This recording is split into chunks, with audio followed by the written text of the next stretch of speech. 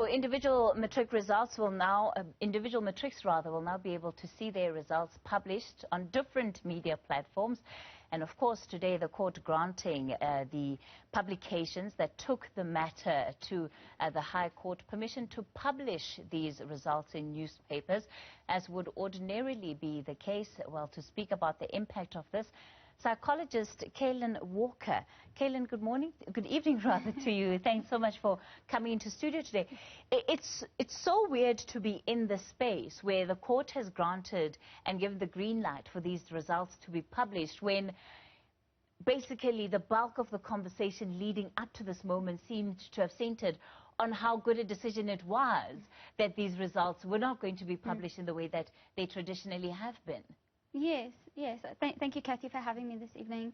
Yeah, it is odd, and I think that this particular change in decision last minute, I mean, it's 2 days away from the release date, the 20th, if I have that correctly. You know, I think it's going to create a lot of uncertainty and anxiety among students with the whole back and forth of changing the decision. Let's talk about that anxiety that many people have really used as the reasoning behind why they believe this is a good idea. Of course, part of the reason why the education department itself decided to not publish was not because of any of the issues around the mental wellness of students, but mostly around the POPI Act. Yeah, I think from how I understand it, the basic premise behind choosing not to release the results was because of the POPI Act. But I think it had a lot of ramifications and impacts on an emotional level as well that I think we need to be looking at too. Do you think that the fact that we were having the conversation on the mental wellness of learners and how the process of having these results published publicly, the impact that comes from that, whether you've done well, but also, I think most importantly, where you haven't done well, that conversation will continue in the way that it has?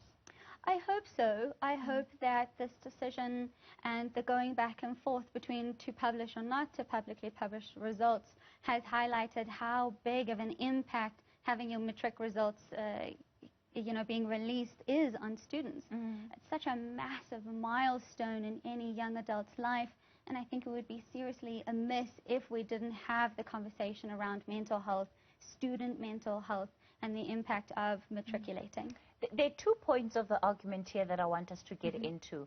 One is, and this is part of the argument that was made by AfriForum that took this matter before court, is that they argue that, you know, through the entire schooling life, many of these young kids would have worked to be overachievers or to be successful the day that their names or effectively their identity numbers were those that were to be published in the paper. And so they say if you don't publish them, then you rob them of that moment to be able to celebrate.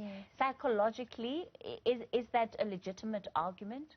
I would say that it is a legitimate argument. I think that, you know, we've got a wide variety of different students and impacts with this whole matriculation results release. And there are some students who have achieved really well, who got all the distinctions and who deserve that kind of recognition that comes with the public release of matric results. So definitely I would say that that particular kind of student has been robbed. But there's also another kind of student as well that I think we need to consider too. And let's talk about that kind of student. I think that kind of student encapsulates those who have perhaps not achieved as well as they had hoped or as well as they had needed in order to get a particular job that they had their eye on or to go and study further. And for that kind of student, having their results published publicly can be quite a humiliating experience. Do you think that we've done enough as a society to be able to teach matric learners that what happens in that year, yes, is a significant contributor to what your life may be, but it's not the be-all and end-all? Gosh, I think you're going to have to ask somebody within the education field to kind of weigh in on that. What I will say is that as a society, I don't think we've done enough on educating about mental wellness for our students. What is it that parents and guardians need to keep in mind? Those results are due to be released this Friday already. I think, you know, one of the things that we are losing with this latest decision that has come out today is the potential to strategically utilize the in-person contact that we were getting with the new system that was proposed.